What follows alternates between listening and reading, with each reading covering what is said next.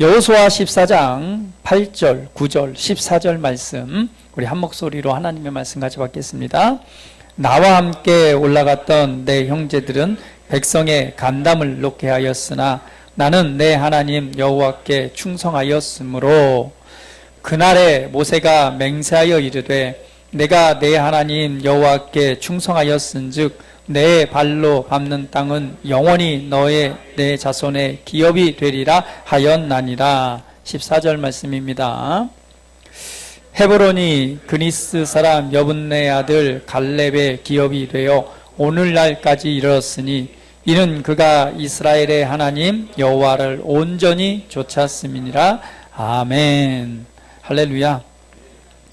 자, 우리 여호와를 온전히 좇아라는 제목으로 우리 한주환 선교사님 나오셔서 하나님의 말씀과 또 은혜를 증거해 주시겠습니다. 또 말씀을 증거해 주실 때 여러분 또 오늘 저와 여러분에게 하시는 하나님의 말씀을 잘 붙잡으시고 또 하나님께 영광 돌려드리는 은혜의 시간 되시기를 축복합니다. 네, 선교사님 나오시겠습니다. 나오실 때 우리 할렐루야로 환영합니다.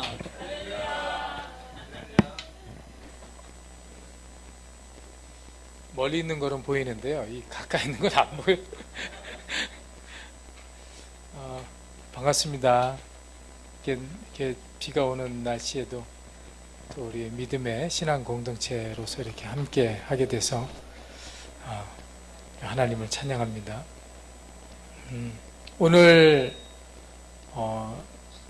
이제 설교 그리고 선교 보고 그리고 그 요르단이 어떤 곳인가를 이렇게 설명하는 이렇게 세 단락으로 제가 준비를 했습니다. 아마 재밌게 보실 겁니다. 제가 이제 여기 준비를 했는데요. 나올까요?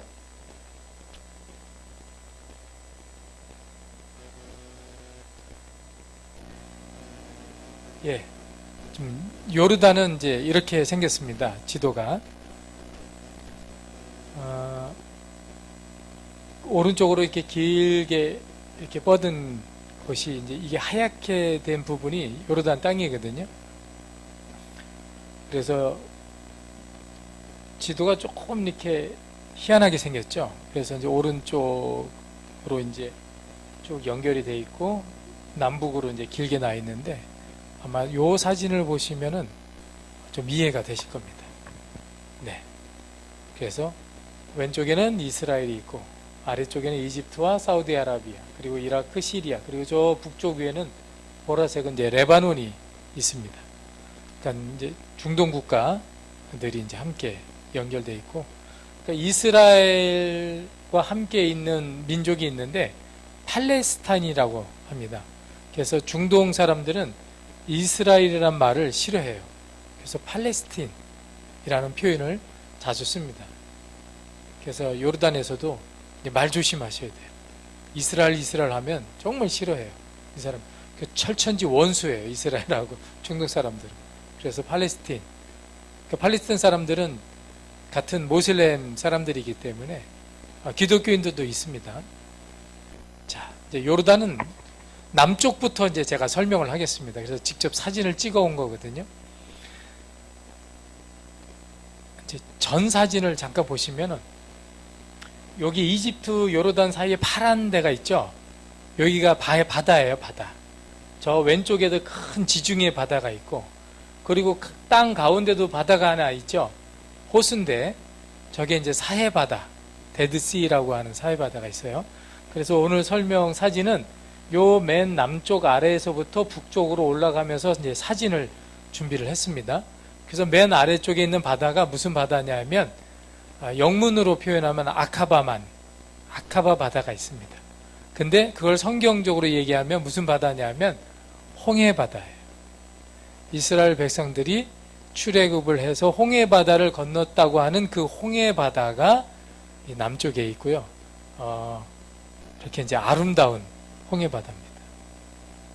큰 유람선도 이 바다를 통해서 유럽에서부터 이렇게 들어와서 이제 그 요르단은 굉장히 오래된 유적지들이 많아가지고 유럽에서 많이 전 세계에서 많이 찾아옵니다.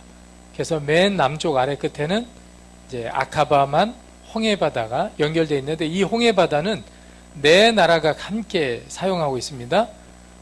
사우디아라비아, 요르단, 그리고 이스라엘, 그리고 이집트가 이 홍해바다를, 아카바만을 같이 공유를 하고 있습니다. 자, 거기서 조금 더 올라오면은 사막 지역이 있습니다. 그러니까 붉은 모래가 있는 사막 지역. 그래서 이 지역을 뭐라고 표현하냐면 와디럼. 예, 와디럼이라고 합니다. 이 와디럼 지역도 아주 세계적으로 유명한 그 관광지 중에 하나인데요. 이렇게 붉은 모래 사막입니다. 그러니까 영화를 찍는 사람들이 굉장히 좋아하는 지역 중에 하나예요. 특히 이제 마시안 영화, 그러니까 화성 영화를 찍을 때 이곳에서 찍습니다. 대부분 이렇게 광활한. 근데 이 지역을 성경과 연결을 해보면 출애굽 후 이스라엘 백성들이 머물렀을 것이라고 추정되는 지역 중에 한 곳입니다. 왜냐하면 출애굽한 이스라엘 백성들이 숫자가 굉장히 많잖아요. 그죠? 그 많은 숫자가 함께 머물러서 텐트를 치고 정착할 수 있었던, 그러니까 머무를 수 있었던 그 지역이 그렇게 많지가 않거든요.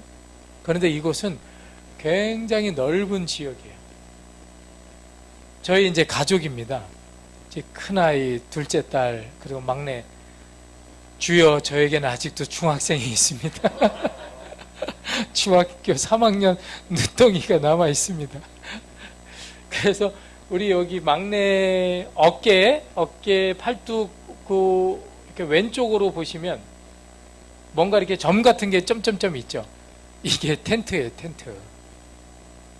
이걸 좀 확대를 하면 좋겠는데, 그러니까 엄청나게 많은 이스라엘 백성들이 텐트를 치고 이 광야 사막에 머물렀거든요.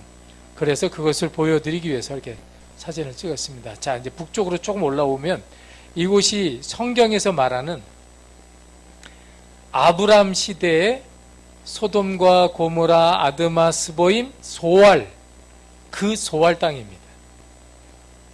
지금 이제 찍은 장소가 아브람의 조카 롯, 그 롯이 소돔과 고모라에 살다가 심판, 불과 유황이 비처럼 쏟아져 내려서 멸망을 당했거든요. 그곳에 살고 있었는데 하나님의 천사가 나타나서 롯과 그의 가족을 구출해서 소알이라고 하는 땅, 이 땅으로 숨겼거든요. 도망가게 했어요. 그래서 성경에서 말하는 그 소알 땅입니다. 그래서 그 사진을 찍은 곳이 어디냐면 그 소알 땅이 내려다 보이는 곳에 비잔틴 시대, 로마 시대 때, 그러니까 AD 6세기경, 예수님 돌아가신 후 600년이 지나서 이곳에 로마 기독교가 교회당을 세웠어요. 바로 롯 동굴이 있는 곳에다가. 그러니까 아브라함의 조카 롯이 두 딸하고 숨어 들어간 동굴 보고 싶으시죠? 여러분의 오른쪽, 저 오른쪽이 그 동굴이거든요. 가까이 보고 싶으시죠? 그런 줄 알고 제가 찍어왔어요. 이 롯 동굴이라고 이제 전승, 전례가 되는 거예요. 뭐 전례 구연동화처럼 입으로 전승돼서, 그래서 로마 기독교가 이 롯 동굴이라고 확신을 해가지고 거기다가 예배당을 지었는데 지진에 의해서 예배당들이 다 무너졌습니다. 자, 이렇게 요르단에는 이런 곳이 있습니다. 자, 이곳은 어디냐면 성경에 에돔이라는 족속이 살고 있는 땅, 에돔 족속의 땅. 지금은 이곳을 페트라라고 합니다.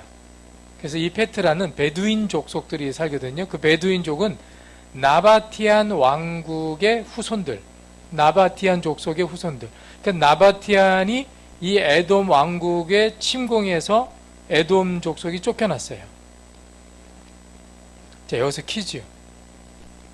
헤롯 왕은 어떤 민족이었습니까? 어떤 족속이라고 나와요? 헤롯 대왕.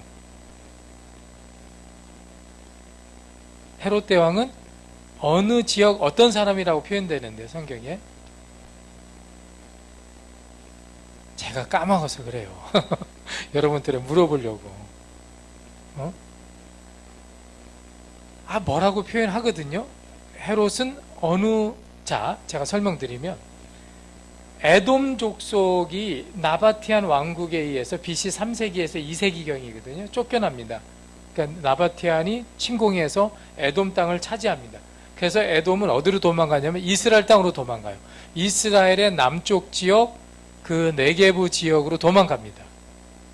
그래서 거기에서 그 광야에서 살아요.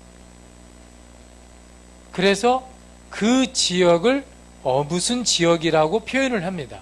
그래서 헤롯 대왕은 어떤 지역 사람이라고 성경에 나와요. 찾으셨으면 저한테 알려주세요. 그래서 나바티안 왕국이 이 땅을 차지하고 이곳에다가 어마어마한 왕국을 만드는데 그 유적이 지금도 남아 있습니다. 이런 걸 만들어 놨어요. 바위를 깎아가지고 건물을 지어 놨어요. 그러니까 수천 년 동안 지진이 그렇게 많았는데 그 지진에 의해서도 무너지지 않은 건물을 만들었어요. 자, 이런 것들이. 그러니까 블록을 만들어 놨어요. 이 블록들마다, 건물들마다 다 의미가 있거든요. 이렇게 자연적으로 이 계곡의 벽과 벽 사이에 이 2층짜리 건물만한 것들이 돌이 위에서 떨어져 가지고 이 계곡에 딱 끼어버린 거예요. 그래서 여기는 이제 소페트라다라고 하는 지역이고, 자, 이제 더 북쪽으로 올라오면 사해 바다가 있습니다. 이렇게 사해 바다가 있습니다. 저 이제 막내 아들인데 이 사해 바다는 모든 것들을 이렇게 물에 뜰 수가 있습니다. 영어로는 데드시, 이게 죽은 바다 이렇게 표현하는데 실제 플랑크톤이 하나도 없어요. 그러니까 물고기가 살겠어요? 못 살겠어요? 플랑크톤이 없으니까 벌레가 없어요. 그러니까 물고기가 한 마리도 살 수가 없어요. 근데 여러분 이런 소문 들어보셨어요? 사해바다 물개.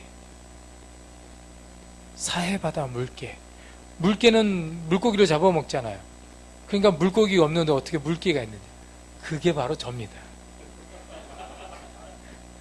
사해바다에서 물개처럼 수영을 할 수 있는 사람이 바로 저예요. 모든 사람들은 다 물에 뜹니다. 300kg 몸무게 나가는 사람들. 안 뜨는 사람이 없습니다. 그러니까 수영을 못 하시는 분은 여기 오시면은 세계 최고의 수영선수가 됩니다. 그런데 이 바닷물이 어떤 효과가 있냐면 약이 없어서, 치료제가 없어서 못 고치는 그 아토피, 피부병을 고칩니다. 이 물 자체가.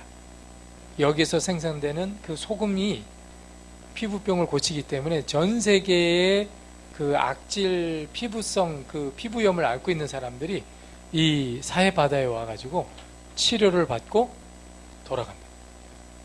그러니까 사람을 살리는 바다라고 표현을 할 수가 있겠죠. 그래서 이제 이렇게 그 사해 바다가 보이는 그런 사진입니다. 이렇게. 지금 이렇게 사진을 찍은 곳이 이스라엘 땅이고, 이 지금 산 위에서 찍었는데요. 이 산이 이름이 뭐냐면 마운틴 소돔입니다. 그러면 소돔산이에요. 소돔과 고모라의 그 소돔입니다. 그런데 너무나도 특이한 거는 이 소돔산은요, 전체가 높이가 그러니까 이렇게 전체 크기가 한 10km 정도 이렇게 되는데 이게 다 소금 덩어리입니다. 소금 덩어리. 그러니까 암염이라고 그러죠. 암염. 소금 바위. 이렇게 돼 있어요. 그리고 저 건너편이 지금 이제 요르단 땅이고, 지금 이렇게 사해 바다를 이렇게 나눴죠. 이게 이제 염전이에요. 염전. 그래서 거기서 소금을 채취하는데 그 소금이 광물 자원이 거기 포함되어 있어요. 그건 세계적으로 아주 유명한 그 비료를 생산할 때 사용되어지는 광물을 집어넣는데 그 비싼 그 광물이 이 소금에 포함되어 있어가지고 이스라엘과 요르단은 이 소금을 채취해가지고 거기서 광물을 빼냅니다. 그래서 공장들이 있습니다. 실제 요르단에도 공장 큰 단지가 2개나 있고 이스라엘도 그 단지가 있습니다. 그리고 이 사해바다 옆에 그 유적지가 있는데 여기가 나루터거든요. 근데 이 나루터가 누구의 나루터냐 그랬더니 헤롯 대왕의 나루터예요. 성경에 나오는 그 헤롯 대왕. 헤롯 대왕이 질병이 많아가지고 이스라엘에서 직무, 그러니까 왕으로서 일을 하다가 몸이 안 좋으면 배를 타고 사해바다를 건너서 요르단으로 와요. 그 요르단에 뭐가 있냐면 유황 온천이 있어요. 천연 온천. 그 온천에서 몸을 치료하고 사해바다에서 치료를 하고 그리고 다시 돌아갔어요. 그래서 지금도 남아있는 유적지가 헤롯 대왕의 나루터 궁전이 있습니다. 근데 여기는 사람들이 잘 몰라요. 관광 코스가 아니어가지고 그냥 지나가는, 그래서 지나가기 때문에 안 보이거든요. 길 옆에서. 내려가서 사해바다 가까이 가야 이런 유적지를 볼 수가 있습니다. 그리고 또 북쪽으로 올라오면 뭐가 있냐면 지금 교회당이 있는데 이 교회당 이름은 모세 기념교회예요. 아, 그러면 느보산, 모세가 마지막으로 죽은 느보산, 즉 말하면 요르단 땅에서 가나안 땅을 바라보고 모세가 죽었거든요. 그 마지막 올라가서 하나님께서 그 가나안 땅을 보여준 그 땅이 느보산, 저희 동네에 있습니다. 저희 집 사는 동네 옆 동네에 있어요. 아주 가깝습니다. 그래서 느보산 정상에다가 천주교회에서 모세 기념교회를 지어놨어요. 오시면은, 나중에 오시면은 이제 느보산을 보실 수가 있고요. 그리고 이곳은 어느 땅이냐면은 그 로마 시대의 도시가 있는데 성경에서 말하는 거라사인에 거하는 땅, 그 거라사라고 하는 지역이 그 본토가 여기입니다. 요르단에 있는, 지금으로 말하면 제라시, 영어로 말하는 제라시거든요. 그래서 그 로마 시대 때는 거라사라고 표현을 했어요. 성경의 표현처럼. 그래서 그 로마 시대의 도시가 지금도 남아있는 곳입니다. 요르단의 인구는 한 1100만 정도 되거든요. 인구가 더 여러 자료마다 틀린데 그 한 1100만이 요르단 지역에 살고 있고 그 난민들이 한 100만 명이 들어와서 살고 있습니다. 유엔에서 난민이라고 인정된 그 사람들. 그러니까 난민들이 종류가 여럿이 있어요. 시리아, 제일 많은 시리아 난민이 있고, 그리고 이라크, 그 걸프전 미국과 전쟁을 할 때 이라크에서 넘어온 그 이라크 난민들이 있고, 그리고 사우디아라비아하고 전쟁을 하고 있는 예멘 난민들이 지금 그 요르단에 있고, 그 아프리카에서는 수단 난민들이 그 요르단에 들어왔습니다. 그리고 많은 노동자들, 이집트 노동자들, 필리핀 노동자들이 들어와서 요르단에 살고 있는데, 그래서 선교사들은 이 모슬렘 국가이기 때문에 복음을 전하기가 너무나 어려워요. 모슬렘 사람들은. 왜냐하면 그들은 고발을 하거든요. 자기들이 믿는 그 알라 신을 버리고 기독교로 개종을 시키려고 하는 사람이 찾아와서 복음을 전하면 바로 고발을 하면 그 경찰들에게 잡혀가지고 바로 추방이 돼요. 근데 그런 일들이 늘 있었어요. 그래서 복음을 전하기 어려운데 난민들이 있기 때문에 복음을 전하기가 좀 한결 수월합니다. 이제 저기 방송실에 계신 분이 이제 이게 동영상이거든요.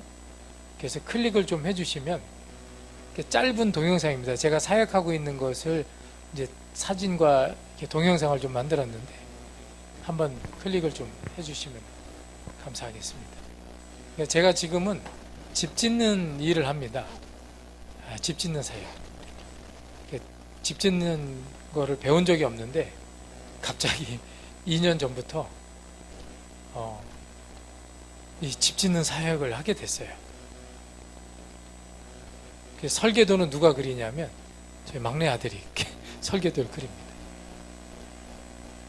그 클릭이 될까요?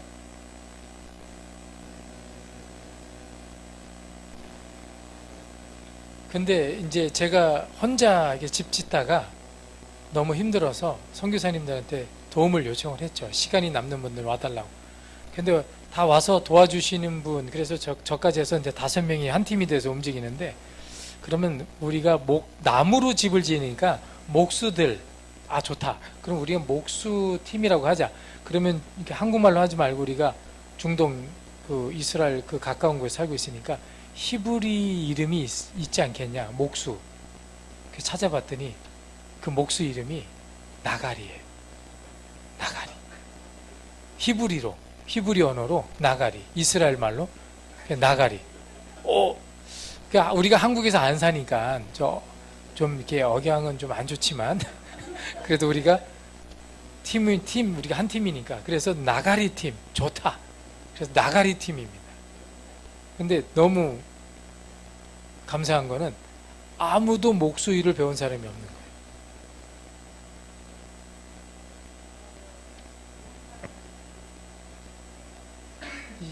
이거 될까요?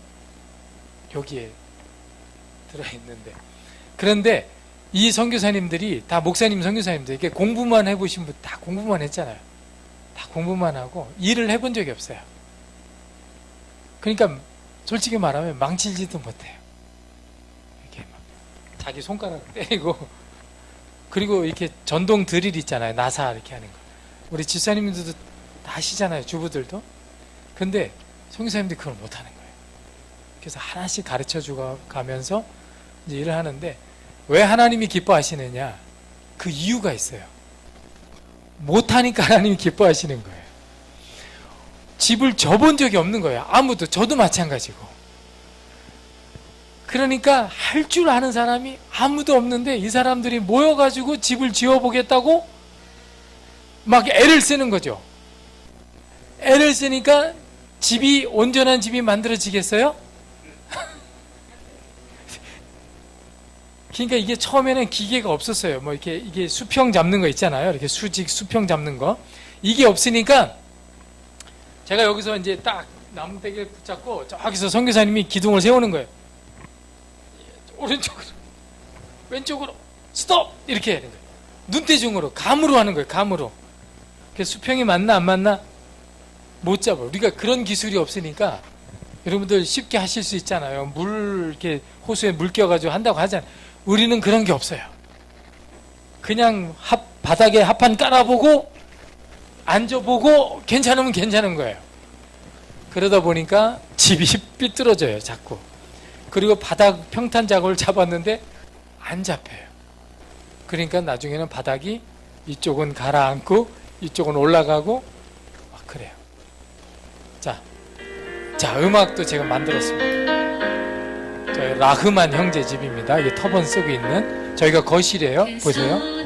저 큰아들 하템, 그 가족들, 이 똥새배기들, 이렇게 자녀가 9명이에요. 그 큰아들이야. 그래가지고 이제 거기 가서 이제 중고 물건들을 사다가, 재료를 사다가 그 땅, 이 사람 땅이 아니라 땅을 빌린 거예요. 돈 주고. 그리고 이 사람은 양을 키워요. 근데 그 아들들이 자녀가 11명인데 부인이 하나고, 근데 그 자녀들이 다 가난해요. 빈민이에요. 빈민. 평을 잡아줘야 됩니다. 그래서 그 아버지 집에 얹혀 사는 거예요. 자녀들이. 그래서 그 아버지 집을 지금 이제 짓는 거예요. 왜냐하면 이 사람이 형제가 11명이야 또. 그리고 자녀가 11명이고, 그리고 장자예요. 장자. 누나들도 있고 여동생도 있는데, 그러니까 그 가족 일가가 300명이 넘어요. 가문이야, 한 가문. 그러니까 일을 못하는 우리 선교사님들이 이게 같이 막 열심히 하는 거예요.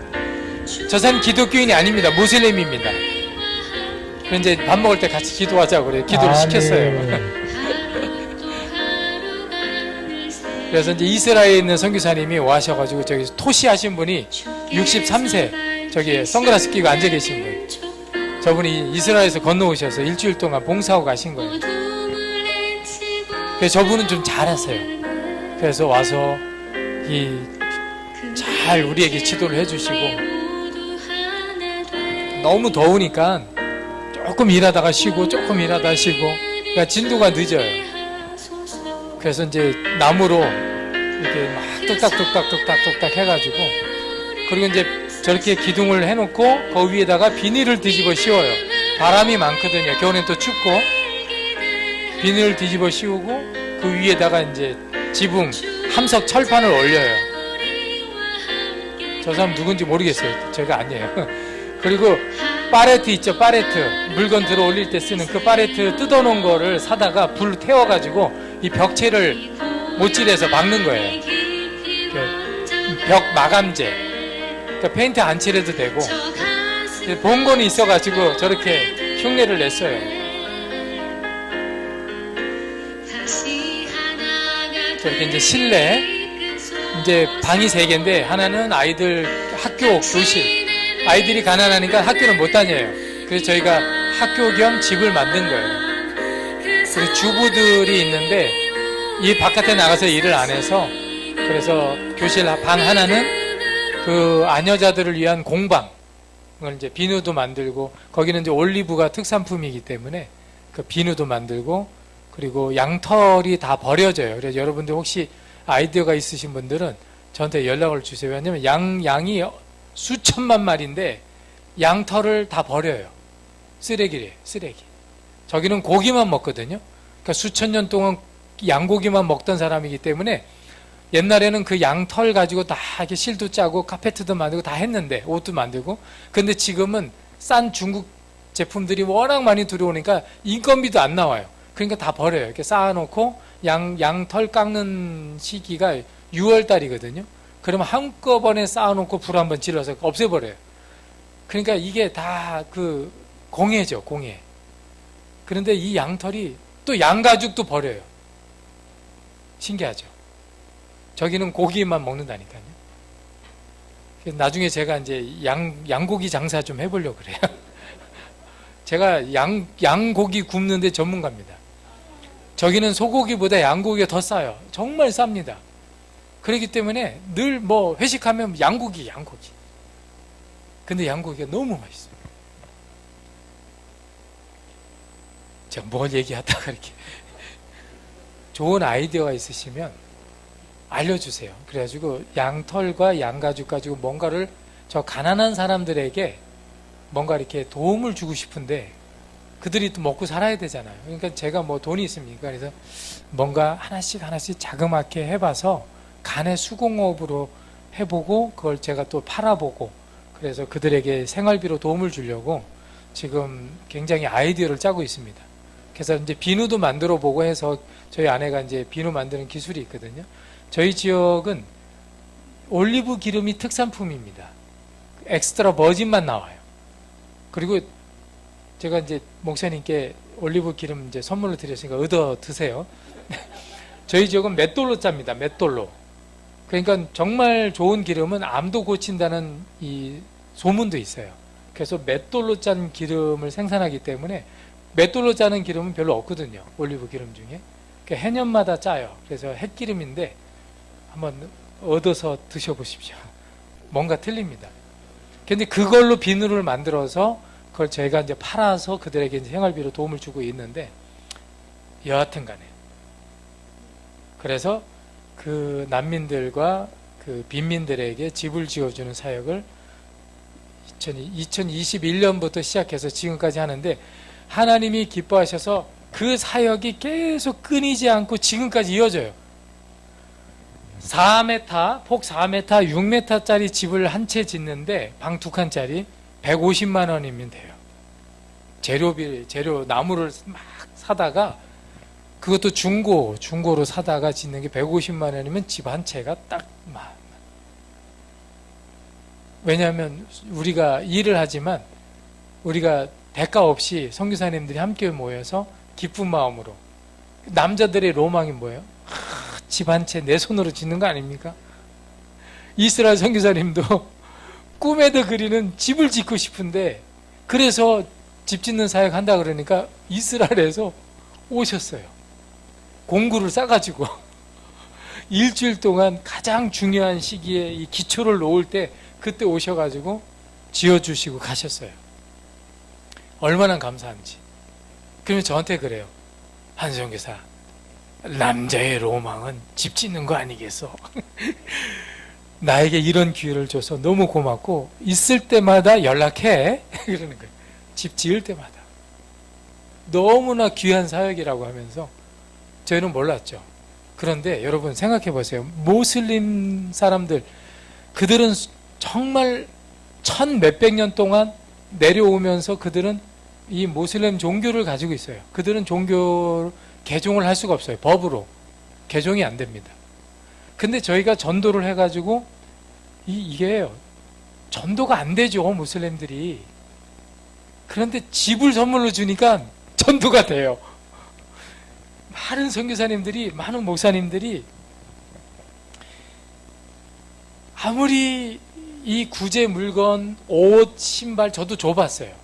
선물로. 쌀, 기름, 많은 선물로 갖다 주고 그러면 고마워해요. 슈크란, 슈크란 해요. 고맙다고. 그런데 마음이 잘 안 열려요. 그런데 하나님께서 갑자기 집 지으라고 하신 거예요. 제가 복 받는 비결을 말씀을 드리면, 뭐 복도 많은 복이 있지만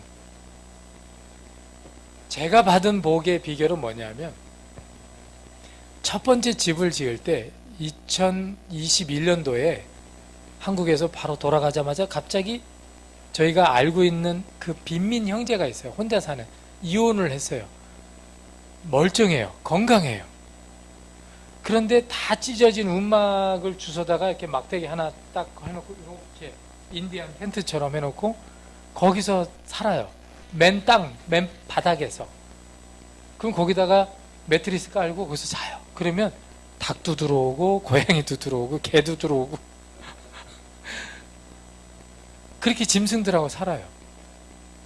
그리고 쓰레기 뒤져가지고 거기는 빵 문화니까 빵을 주워가지고 그걸 말려가지고 그걸 팔아요. 그러면 손에 몇천 원 이렇게 손에 쥐어요. 한 달 내내 팔아도. 근데 그렇게 사는 형제를 알고 있어가지고 여기를 집을 지어줘야 되겠다 해가지고 이제 전에 제가 농장 일도 한다 그랬잖아요. 그래서 거기에서 모아놓은 그 옷장, 버려진 나무들을 다 주워다가 농장에 쌓아놨어요. 농장에도 나무가 필요하니까. 그냥 쌓아놓은 나무가 있으니까 그걸로 지어줘야 되겠다 해가지고 짓는데 아무래도 다른 재료를 사야 되니까 그래서 이제 저희 이제 생활비를 이렇게 털어가지고 재료를 좀 샀어요. 샀는데 집을 지어서 사역을 해야 되겠다는 생각이 전혀 없었죠. 아무 생각이 없어요. 그냥 집이 필요하니까 하나 져야 되겠다. 기술도 없는데 해본 적도 없어요. 그냥 맨 땅에다가 기둥 세워놓고 했어요. 그냥. 근데 공부는 했죠. 인터넷 보고 유튜브 보고 나무로 집 짓는 사람들, 미국 사람들 이렇게 많이 봤어요. 아, 이렇게 하는구나. 아, 못질하고 이게 나사로 박는구나. 그렇게 했어요. 그래서 집을 지었어요. 그런데 처음에는 유튜브를 보니까 어떤 캠핑하는 사람이 나무와 나무 사이에다가 랩으로 이렇게 감더라고요. 근데 이게 바람도 막아주고 비도 막아주고. 그래서 첫 번째 집을 지을 때 제가 그랬잖아요. 집 기둥 뼈대를 해놓고 그걸 뭘로 싼다고 그랬어요? 비닐 생각을 못하고 랩으로 쌌어요. 첫 번째 집 랩으로 쌌더니 이게 바람이 막아지는 거예요. 그리고 이제 지붕 씌워 집을 지어줬는데 집을 다 지어주고 그 형제가 들어가서 살았어요. 근데 그 다음날 집을 다 완공하고 그 다음날 밤에 지어주고 난 바람이 많이 불었어요. 그 집이 날아갈까봐 잠을 못 자겠는 거예요. 집은 지어줬는데 너무 불안한 거예요. 그래가지고 그 다음날 찾아갔어요. 어땠냐? 이게 바람이 안 날아갔냐? 그랬더니 아무 문제가 없었대요. 그러고 났더니 하나님께서 기뻐하셨는지 계속 후원금이 들어오는 거예요. 저도 모르는 사람을 통해서 어떤 장로님, 아는 장로님인데 이 장로님은 가족과 기도하다가 감동이 돼서 뭔가 2022년도 첫 해에 뭔가 의미 있는 일을 하고 싶다고 가족들이 헌금을 모았는데 그분들이 잘 사는 분들이에요. 연락이 온 거예요. 집 짓는 일 하십니까? 네, 합니다. 한다고도 할 수 없고 안 한다고도 할 수 없고 그냥 집을 지어줬어요. 그랬더니 그러면 하나 더 지어줄 수 있나요? 그런 거예요. 그래서 그 가정에서 150만 원을 보낸 거예요. 그래서 지었죠. 그랬더니 또 다른 권사님이 돈을 보내오는 거예요. 자꾸 내가 모르는 분들이.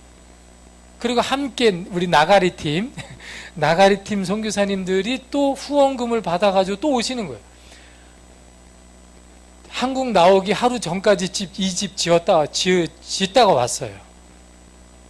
다 지었지만 무슨 말이냐?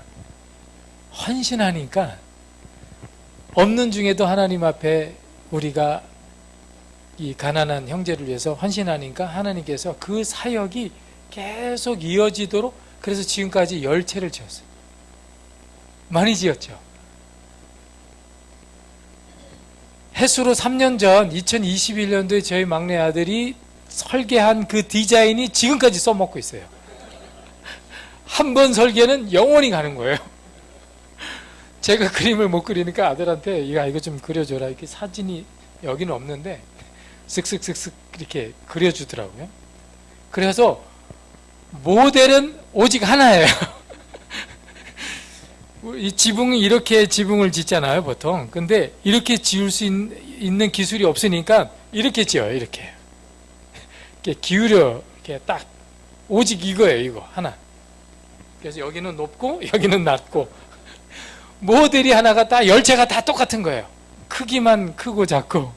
그리고 또 감사한 게 기술이 없는 목사님들이 땀을 뻘뻘 흘리면서 자기 손을 찧어가면서 자기 발등을 떨어뜨려 가지고 찧어가면서 다치면서 사다리 올라가다가 떨어지고 막 그런 정말 하나님, 그러니까 아버지가 보실 때 정말 갓난 아이가 뭔가 해보겠다고 막 애를 쓰는 그 모습인 거죠. 그러면서 우리 선교사님들의 그 헌신, 그 노력, 그 땀, 그리고 우리가 너무나 기쁜 거예요. 그리고 그 집을 다 주고 그냥 물러나는 거죠. 우리에게 있는 건 아무것도 없어요. 집을 지어줘서 우리가 얻는, 나중에는 이 형제들이 그래요. 얼마냐? 얼마 주면 되냐? 그 집을 지어줬으니까 그 값이 얼마를 받기를 원하느냐? 이런 얘기를 하는 거예요. 그래서 그랬죠. 하나님 예수님께서 당신에게 주는 하디의 선물입니다. 이렇게 하니까 형제들이 마음이 열리는 거예요. 전도가 되더라니까요. 그런데 이들이 모슬림이기 때문에 교회를 데려갔는데 교회에서 오지 말래요. 위험하다고, 교회가. 절대 법으로 개종이 안 되기 때문에 모슬림에서 기독교로 개종이 안 돼요. 그러니까 교회 안 왔으면 좋겠습니다, 선교사님, 그러는 거예요. 그러니까 우리가 그들에게 말을 못 하는 거죠. 일이 있어서 교회를 못 간다. 방학이다. 그러니까 나중에 갈 수 있을 거다. 또 어린아이들도 있어요. 우리가 전도한 형제들이 어린아이가 5명인데 막 교회 가면 막 선생님들이 막 안아주고 선물 주고 뭐 먹을 거 주고 노래도 가르치고 막 너무 신나는 거예요. 이 빈민 가난한 형제들은 누가 돌보질 않거든요. 근데 그 아이들이 주일학교를 참여를 했어요. 교회를 못 가잖아요. 언제 교회 가냐고 때를 쓰니 우리만 가면 언제 교회 가냐, 언제 교회 가냐. 그게 방학이라고 그랬어요, 방학. 근데 1년이 넘었어요, 방학이 된. 한 방학 지내지. 그래서 그들을 전도하는, 그러니까 말씀을 듣게 하는 방법을 생각한 게, 요번에 한국에 나와서 생각한 게 방송 선교. 그 유튜버나 이런 데 그 아랍 교회가 예배 현황을 그걸 채널을 알려줘가지고 그것을 볼 수 있게끔 이제 그거를 생각을 했어요. 그래가지고 이제 앞으로는 방송 선교를 해보려고 노력을 하고 있습니다. 자, 여기까지 선교 보고입니다. 나머지 이제 짧게 말씀을 함께 나누려고 하는데, 자, 핵심적인 그 말씀을 이제 나누는데, 여러분, 우리 나눈 그 본문 여호수아 14장 이 내용이 무슨 내용인지 아시죠? 너무나 잘 아는 모세가 느보산에서 죽고 이제 가나안 땅에 들어가서 이제 성경에 보면은 뭐라고 나오냐면 이스라엘 백성들이 길갈이라는 곳에 있어요. 길갈이라는 곳에서 있을 때 그 땅을 이제 분배를 합니다. 땅을 나눠주는 거예요. 12지파들에게 나눠주는데, 그때 나눠줄 때 제비를 뽑아서 땅을 분배를 하거든요. 그런데 특이하게 오늘 여호수아 14장은 뭐냐면 갈렙이라는 사람이 주인공이에요. 갈렙, 여호수아 갈렙 이렇게 표현하잖아요. 이 갈렙이라는 사람이 주인공인데 다 제비를 뽑게 되는데, 자, 여기서 멈춰 주시고요. 사진. 제비를 뽑는데 갈렙은 제비를 뽑지 않습니다. 여러분, 성경을 자세히 보시면은요, 제비를 뽑지 않은 사람 두 사람이 있어요. 그 사람이 여호수아와 갈렙입니다. 왜 그러냐 하면 12명 정탐꾼을 민수기 14장에 보면 12명 정탐꾼을 이스라엘 땅에 보내가지고 가나안 땅에 보내가지고 땅을 정탐하게 합니다.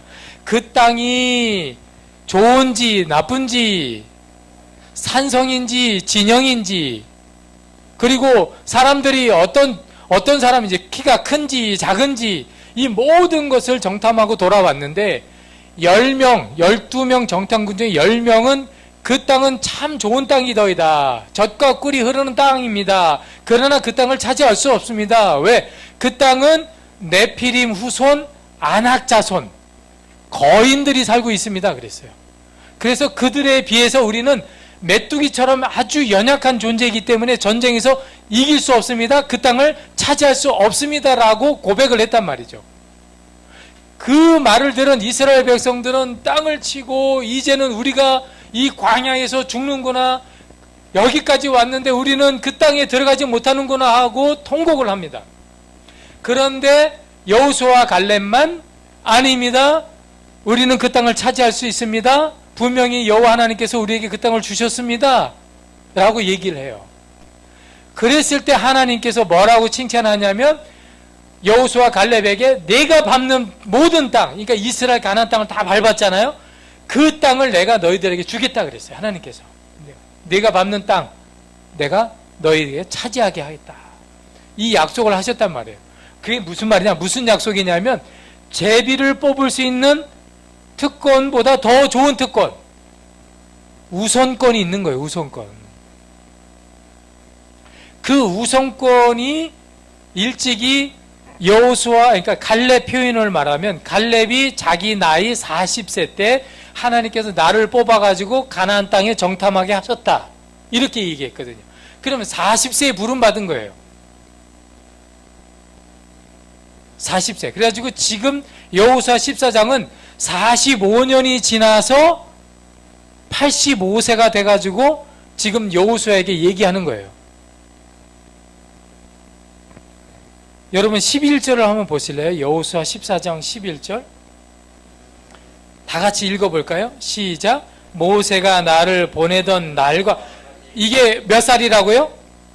40세에 나를 보내셨다는 거예요. 가나안 땅에. 그 다음에 내가 여전히, 자, 오늘 내가 여전히 몇 살이에요? 85세요. 요거를 잘 기억하셔야 돼요. 자, 그 다음에 내 힘이 그때나 지금이나 같아서 싸움에나 출입에 감당할 수 있으니, 12절 그날에 여호와께서 말씀하신, 자, 잠깐만요. 10절을 한번 보세요. 이제 보소서, 여호와께서 이 말씀을 모세에게 이르신 때로부터 이스라엘이 광야에서 방황한 이 45년 동안을 여호와께서 말씀하신 대로 나를 생존케 하셨나이다. 오늘 내가 85세로 돼. 얘기했죠. 85세. 부름받을 때 40세. 45년이 지났어. 그래서 우리가 노래가 있잖아요. 이 산지를 내게 주소서 라고 했던 이 성경 말씀이 여기 있단 말이에요. 이 산지가 무슨 산지냐? 헤브론. 이 땅을 보세요. 12지파가 땅을 이렇게 차지하게 되는데 여호수아는 에브라임 지파입니다. 에브라임이 어디 있어요? 여기 가운데 있잖아요. 에브라임이 여기 있는데 보시면 실로 보이세요? 실로? 글씨가 너무 작아가지고 실로, 에브라임 여기 왼쪽에 실로가 있어요. 이 실로가 바로 성막이 머물렀던 곳이에요. 사무엘의 엄마 한나가 기도할 때 성막에서 기도했거든요. 그 제사장이 누구였어요? 엘리 제사장이었어요. 그 사건이 있었던 데가 실로란 말이에요. 그러면 성전 말고 성전이 지어지기 전 성막이 머물렀던 장소가 실로예요. 성막을 누가 가져갔냐? 여호수아가 가져간 거예요. 무슨 말인지 아세요? 그래서 이스라엘 백성들은 1년에 3번씩 이 실로 성막에 오는 거예요. 축제, 명절을 지키기 위해서. 그러니까 여호수아는 특권이 있었기 때문에 먼저 땅을 차지한 거예요. 그래서 실로가 있는 이 에브라임 땅을 차지한 거예요. 그러면 제비를 뽑기 전 두 번째 특권, 넘버 2가 갈렙이었으니까 넘버 1은 여호수아가 지도자였고, 그러면 갈렙도 특권이 있기 때문에 이 산지 헤브론을 먼저 내게 주세요 라고 얘기하는 겁니다. 제비 뽑기 전에. 자, 제비를 뽑으려고 이스라엘 백성들이 다 왔어요. 그런데 여호수아는 먼저 자기 땅을 차지했고, 그리고 좋은 땅을 가질 거 아닙니까? 좋은 땅을 다 원하잖아요. 안전하고 평안하고 좋은 땅. 그러면 보세요. 성경에서는 출애굽을 할 때 20살 이상 되는 사람들은 광야 40년, 45년 동안 다 죽었어요. 하나님께서 다 죽여버린다고 하셨어요. 왜? 10번이나 민수기 잠깐 보실까요? 민수기 14장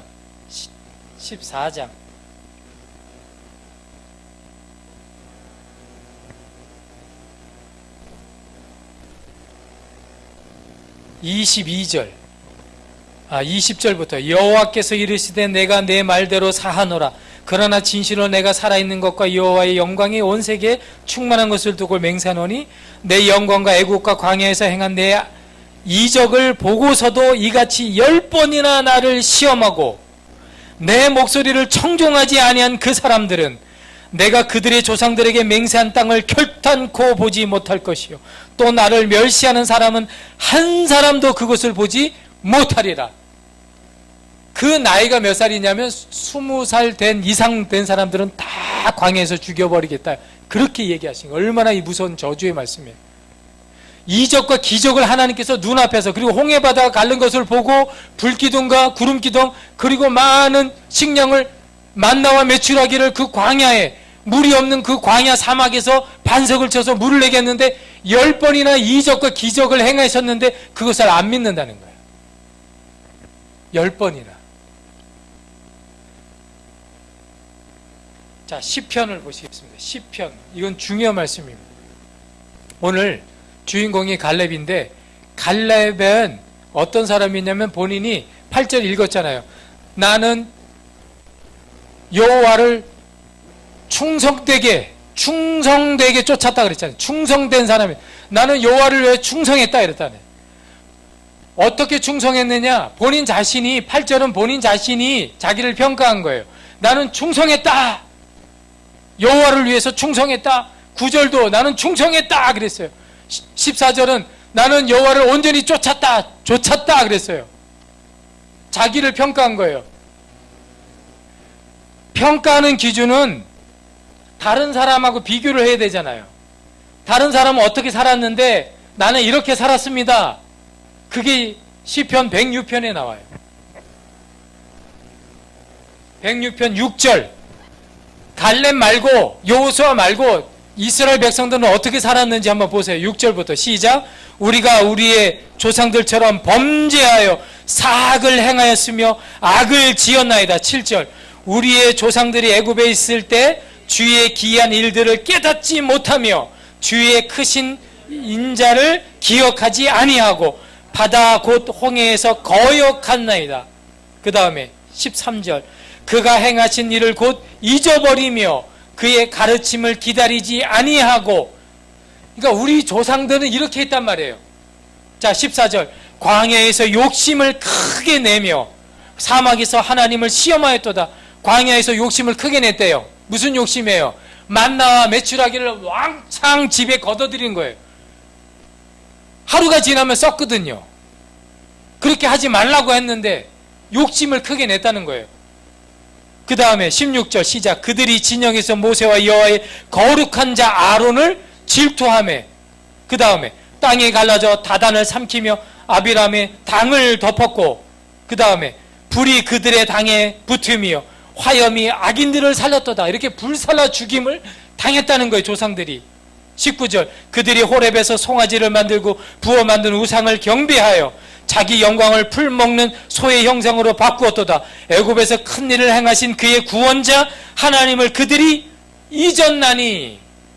24절 그들이 그 기쁨의 땅을 멸시하며 그 말씀을 믿지 아니하고 그들의 장막에서 원망하며 여호와의 음성을 듣지 아니하였도다. 28절 그들이 또 부올의 바알과 연합하여 죽은 자에게 제사한 음식을 먹어서 그 행위로 주를 경노하게 함으로써 재앙이 그들 중에 크게 유행하였도다. 32절 그들이 또 무리바 물에서 여호와를 노하시게 하였으므로 그들 때문에 재난이 모세에게 이르렀나니. 그래서 모세가 가나안 땅을 못 간 거예요. 이것 때문에. 33절 그들이 그의 뜻을 거역함으로 말미암아 모세가 그의 입술로 망령되이 말하였음이로다. 34절 그들이 여호와께서 멸하라고 말씀하신 그 이방 민족들을 멸하지 아니하고. 35절 그 이방 나라들과 섞여서 그들의 행위를 배우며 그들의 우상들을 섬김으로 그것들이 그들에게 올무가 되었도다. 그들이 그들의 자녀들을 악귀들에게 희생 제물로 바쳤도다.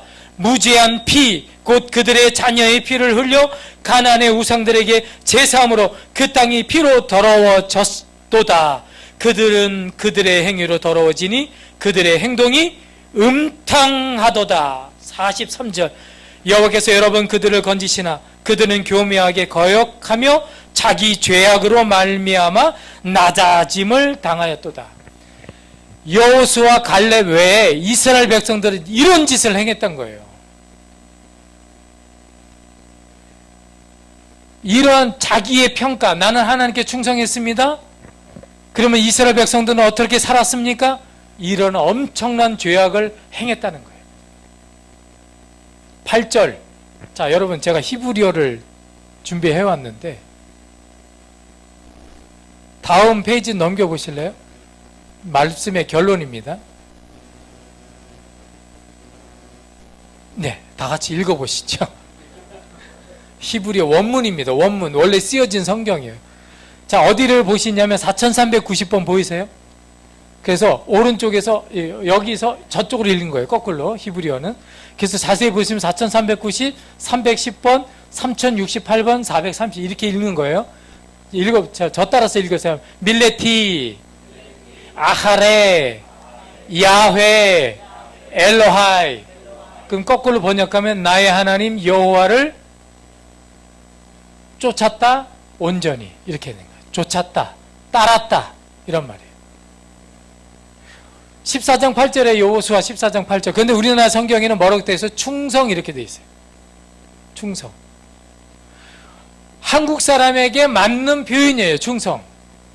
온전히 최선을 다해서 모든 걸 힘을 다해서 쫓았다, 여호와 하나님을. 그걸 한마디로 충성이라고 표현한 거예요. 그런데 원문을 살펴보면 쫓았는데 온전히 쫓았다란 말이에요. 야훼가 하나님 이름이에요. 야훼. 히브리어로. 그러니까 원래 하나님 이름이 야훼예요. 모음과 영문으로 표현해서 여호와 이렇게 표현하는데 원래 이름이 야훼 하나님이에요. 이 정도는 우리가 기억해야 되죠. 그래서 우리가 볼 게 그 다음 사진 부탁합니다. 14장 9절. 자, 어디 보냐면 4390. 아까는 밀레티 그래서 지금은 밀레타예요. 다 같이 시작. 밀레타, 아하레, 야훼, 엘로하이 똑같죠. 나는 나의 하나님 여호와를 쫓았다 온전히. 밀레타는 뭐냐면 너는 14장 9절은 모세가 이야기하는 거예요. 갈렙 너는 나의 하나님 여호와를 온전히 쫓았다. 그래서 누구 평가예요? 모세의 평가예요. 갈렙을 평가하는 모세의 눈이 갈렙이 자기 자신을 평가하는 것과 단어가 똑같아요. 자, 14장 14절. 그 다음 사진요. 어디 보냐? 4390 보세요. 자, 다 함께 따라 해볼까요? 밀레, 아하레, 야훼, 엘로헤, 이스라엘. 여기는 이스라엘이 들어갔어요. 이스라엘 나의 하나님 여호와를 쫓았다 온전히.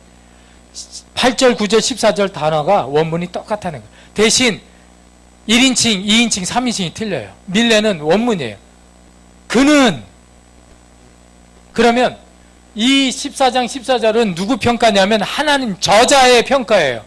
이게 어디에 나오냐면 민수기 14장에 나와요. 그 다음 사진 부탁합니다. 자, 해볼까요? 밀레. 이게 앞에 베, 와이 이거는 이제 접속사예요. 원문 밀레, 아하레. 이게 민수기서는 여호와께서 갈렙 너는 이렇게 표현한 거예요. 하나님의 평가예요. 우리가 하나님을 믿는 믿음의 충성은 내가 내 자신의 신앙을 돌아보는 그 평가가 신앙의 지도자가 보는 평가가 똑같아야 된단 말이에요. 스데반 집사님이 죽기 전에 사도행전 7장에 보면 자기가 죽기 전에 뭐라고 얘기했냐면 우리의 조상은 광야에 있을 때 그 광야 교회라고 표현을 했어요. 광야 교회. 신앙의 공동체, 하나님을 믿는 그 공동체는 광야 교회라고 얘기했단 말이에요. 우리가 교회 공동체, 신앙 공동체 아닙니까? 맞지요? 그 광야 교회 공동체의 지도자가 모세와 아론이었어요. 모세와 아론이 성도들을 평가할 때 그 평가가 내가 나의 신앙을 평가하는 것과 똑같아야 된다는 말이에요. 무슨 말이냐? 교회 지도자가 나의 신앙을 바라보는 그 시각이 어떠냐가 중요한 거라는 거예요. 저는 성경적으로 이야기하고 싶은 거예요. 성경적으로. 모세가 갈렙을 평가했다니까요. 너는 온전히 쫓았다. 그런데 더 중요한 거는 하나님께서 갈렙을 볼 때 너는 충성된 자다 이렇게 얘기했단 말이에요. 단어 보셨죠? 똑같단 말이에요. 하나님이 보시는 그 눈과 신앙 공동체인 지도자가 보는 눈, 나를 평가하는 그 평가가 똑같아야 돼. 그런데 여기서 볼 때 이 밀레라는 단어 있잖아요. 이게 따라간다, 쫓아간다는 단어인데 이 밀레라는 단어는 아랍어로 표현하면 말리안이에요. 말리안. 해볼까요? 말리안. 가득, 온전히, 충분히 이런 뜻이에요. 그래서 기름을 가득 채워라 그러면 말리안, 말리안 가득 채우란 말이에요. 무슨 말이냐? 이 컵에 물을 따라가지고 물이 찰랑찰랑해요. 그래서 물 한 방울 떨어뜨리면 물이 넘쳐나는 거. 그러니까 물 한 방울이 떨어지기 전, 그러니까 가득 찬 상태, 더 이상 채울 수 없는 그 상태가 밀레, 말리안이에요. 우리의 신앙이 여호와 하나님을 말씀을 쫓는 우리의 믿음이 어느 정도에 되는지 이것을 표현한 거예요. 하나님의 말씀을 쫓아 충성된 우리의 모습은 이 밀레라고 하는 이 표현에 따라가야 되는 거예요. 여 기준이 이거라는 거예요. 하나님은 그러한 사람을 보시는 거예요. 그러한 사람만 가나안 땅에 들어갔다는 거예요. 충성, 어느 정도 충성이냐? 가득 찬 상태, 최선을 다하는 상태. 우리가 그런 신앙이 되기를 원합니다. 저와 여러분 모두가 갈렙처럼, 여호수아처럼, 아까 제가 표현은 안 했지만 여호수아도 두려워가지고 그 거인들이 있는 헤브론을 달라고 얘기 안 했어요. 에브라임 땅, 그 좋은 땅 달라고 했어요. 그런데 갈렙은 85세에 나이가 많아 늙었거든요. 그래가지고 여호수아에게 다른 11지파는 그 땅을 안 가려고 그래. 헤브론 땅에 무서워서. 그런데 갈렙은 충성된 사람이기 때문에 총대를 대신 메고 그 헤브론 땅을 달라고 한 거예요. 왜? 아무도 안 가니까. 아무도 개척교회로 안 가려고 그래요. 제 친구도 개척을 하지 말래. 네가 개척해도 나는 네 교회 안 간다 그러더라고요. 제 친구 집사들이. 같이 신앙생활을 했는데 모교회에서. 여러분들 하나님께서 특별한 이유와 목적이 있기 때문에 그러신 거예요. 여러분 교회를 성장시켜서 큰 여배 주변에 있는 교회들처럼 대형 교회를 만드는 게 꿈입니까 여러분? 그것 때문에 여러분 개척교회 함께 하시는 겁니까? 아니죠. 영혼 구원이죠. 가장 점령하기 어려운 이 지역의 영혼들, 헤브론 같은 견고한 성이 있는 이 지역의 악한 영들이 장악하고 있는 이 진, 이 성벽, 이 진영을 부서뜨리라고 하나님께서 여러분들을 똘똘 뭉쳐가지고 이곳에 개척을 시킨 거라고 저는 확신해요. 아무도 점령하지 못해. 모두가 가기 싫어해. 거기는 안 된다고 해. 이길 수 없다고 말합니다. 점령할 수 없다고, 무너뜨릴 수 없다고, 차지할 수 없다고. 그런데 하나님께서 여러분들을 불러 모신 것은 여러분들이 할 수 있기 때문에 하나님께서 여기 세우신 줄 믿습니다. 85세의 갈렙은 그 땅을 달라고 얘기했고 그리고 가서 차지했어요. 갈렙이 싸운 게 아니라 갈렙의 부하 장수들이 싸웠죠. 믿음이 있는 사람이 시작을 하면 다 따라가면 됩니다. 안 되는 게 무너진다니까요. 된다니까요. 한 가지 마지막으로 신앙의 공동체가 가지고 있는 이 공통의 어떤 문제 있잖아요. 교회가 가지고 있는 공통의 문제, 그리고 견고한 진이 있잖아요. 이 교회가 앞으로 나아가는 데 있어서 이 견고한 진을 무너뜨리면 여러분들이 개인적으로 가지고 있는 문제들, 기도 제목들이 같이 열려요. 이 광야 교회가 헤쳐나가야 될 모든 문제점들을 교회 신앙 공동체가 이 문제를 먼저 해결하면 나머지가 자동으로 따라서 무너지는 거예요. 제가 이 말씀을 보면서 깊이 깨달았던 게 뭐냐면 바로 이거였구나. 개인 각자가 가지고 있는 문제와 숙제들이 얼마나 많아요. 그죠? 풀지 못하는 것들이. 그런데 그것이 무너지기 위한 결정적인 거는 뭐냐? 우리 함께 가는 하나님의 신앙의 공동체가 가지고 있는 이 견고한 진을 무너뜨리면 자연스럽게 싹 해결된다는 것을 깨달았어요. 이 말씀을 통해서. 그러면 여러분들이 어떻게 하나님 앞에 믿음으로 나가야 될지가 이제 쫙 이렇게 한 단계 한 단계 쫙 이제 풀려지실 거예요. 여러분들 이러한 마음을 가지시기 바랍니다. 모두가 두려워해서 힘들어한다 그러면 누군가 갈렙 같은 사람이 되어야 됩니다. 교회에서. 갈렙은 85세예요. 힘이 없는, 나이가 많이 늙은, 그럼에도 불구하고 그는 할 수 있다라고 하는 믿음을 가졌어요. 하나님을 바라보고. 여러분 할 수 있습니다. 나이가 어리든 나이가 많든 상관이 없습니다. 여성이든 남성이든 상관없습니다. 믿음으로 할 수 있다라고 하나님을 바라보고 고백을 하면 할 수 있게 되는 겁니다. 여러분 그런 믿음의 성도들이 다 되시기를 주의 이름으로 축원합니다. 하나님 고맙습니다. 우리에게 말씀을 통해서 깨닫게 해주시고 알게 해주시고 모두가 죄악 가운데서 범죄를 저지르고 하나님이 세운 지도자들을 멸시하고 하나님의 기적을 10번이나 믿지 않는 그들도 있지만 온전히 주님의 말씀을 따라서 쫓았던 여호수아와 갈렙과 같은 그런 믿음이 우리에게는 필요합니다. 주여 그러한 믿음이 되기를 원하며 예수님의 이름으로 기도합니다.